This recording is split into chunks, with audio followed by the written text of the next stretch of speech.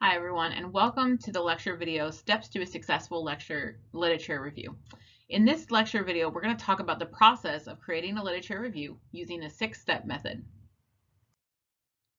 Now, steps 1 and 2 we've talked about before. You start with using search terms to explore online and library databases and identify primary sources as needed. We've already talked about that in previous lectures, so I'm not going to go over this again. But the next step is really useful, especially as a way to avoid issues of plagiarism. Step 3 is to create a document that provides you with a detailed summary of each of your sources that you plan to use in your lit review. The goal of this summary document is to allow you to put away the actual source itself and start writing your paper from your notes only. This is a great way to make sure you don't unconsciously start using words and phrases from the original source.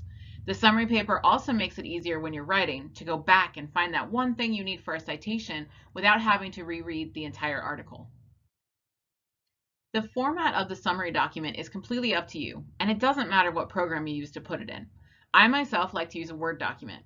This is part of my article summary notes that I used for my dissertation during my PhD program.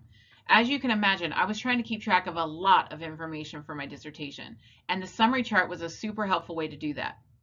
My total document was 161 pages long, and it includes 61 sources. Now, I won't lie, this summary was extremely time intensive, but the great part of this document was it was a self-contained gold mine for my dissertation's lit review chapter.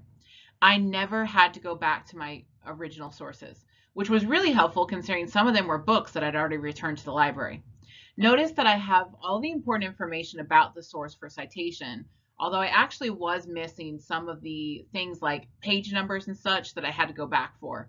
If I had to do it again, putting a full APA format citation at the top of every section would have been a smart decision. The next step is to organize the previous research, meaning that you want to figure out which research goes together in terms of methods, topics, findings, etc. You can organize in multiple ways. For instance, you can physically move around your notes to group similar ideas together, or you can create an outline that references research from your summary table. One of the really good ways I have seen people do this is to write some of the basic findings from their lit review on post-it notes or index cards. They can then rearrange the notes around until they feel like they've created the best structure for their paper. The nice part of this is that you can use different colors to indicate different sources, different sections of the paper, etc., and it helps you keep track. Now, myself, I'm an outline person, so I like to write up an outline and list out some of the important topics that I want to cover in each section. I actually start writing on the same document as my outline, adding my text between my outline sections until eventually I'm ready to delete the outline altogether. But that's just how I like to do it. When you're organizing, keep in mind that the literature review should follow a funnel organization, starting with the broader research and then funneling down to your specific topic of interest. The literature review is an argument to the reader about why your research project is important, so this funnel helps them guide them through your argument. For example, here's a funnel diagram showing the topics that would be covered in a study about gender inequality on construction sites. The author starts with a broad discussion of gender inequality in the workplace, so that includes all different kinds of professions. Then he or she narrows it down to talking just about male-dominated workplaces before narrowing it further to talk specifically about construction industry jobs. Finally, the author gets to their specific topic, gender inequality on construction sites. In the last paragraph or two, the author will explain the rationale for the study, maybe arguing that there hasn't been research on gender inequality on construction sites, or arguing that what research has been done is lacking something methodologically that the author is trying to fix. Finally, it's time to get writing.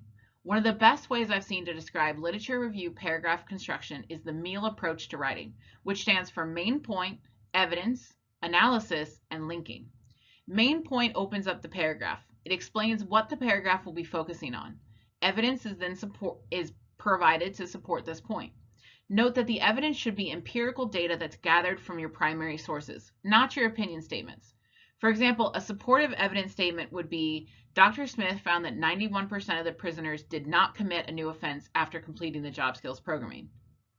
An unhelpful evidence statement would be, Dr. Smith believes job skills programming helps prisoners. Make sure to cite your evidence using an in-text citation so that the reader knows what source you got that information from. Analysis means to put the evidence into your own words. Explain to the reader how that evidence supports the main point you're trying to make in this paragraph, and then make sure to link that discussion back to the research topic as a whole. Throughout your entire literature review, you want to be reminding the reader over and over about the goal of your research and making the argument that your research study is important for you to do and for them to read. Finally, now that you've gotten your first draft done, it's time to edit and edit and edit and edit. Editing is a process, and the best papers go through multiple edits. And the best of the best papers go through multiple edits over multiple days. Write a draft, then read through it to see what you like and don't like. Maybe there are sections you're not super fond of, but you can't think of a better way to say it right then. Go to sleep, mull it over, try reading it over the next day. Whether you consciously think about it or not, your brain is thinking about that paper, and you might figure out a great way to say that paragraph that you struggled with the day before if you just give your brain some time. When I was writing my dissertation, I would have these great ideas for sentences and arguments when I was getting ready for bed, so I would text them to myself so that I could review them the next day. One of the easiest and best strategies that I found to help you edit is to read your paper out loud. This is because when you read silently, your brain will automatically fill in places where you've left gaps. For instance, if you've left a word out, your brain will automatically fill in the word and you may not even notice the missing word. But reading it out loud forces you to focus on every single word individually, and your reading will alert you to missing words. Reading aloud will also help you catch awkward phrasing, repeated use of certain words, and organizational problems. Reading out loud is super important to my own editing process. I read all 100+ pages of my dissertation out loud. I just paced downstairs by myself, walking back and forth between all the rooms as I read every word in that dissertation. And for me, I always print out my paper and I mark it with a blue or red pen while I'm walking. For whatever reason, I tend to skip things over when I'm reading on the computer, maybe because I moved from reading to editing. And so I find that doing a full read with a paper copy and my pen in hand and then editing the entire paper at once on the computer works the best for me. So find out what works best for you. Now, one important note here, if you're going to give yourself time to edit properly, you need to finish the paper before the deadline. This means no last-minute papers.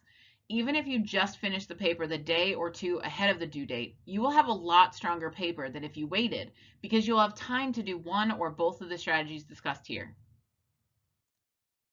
All right, well, that completes our discussion of the steps to a successful literature review. Thanks for watching, everyone.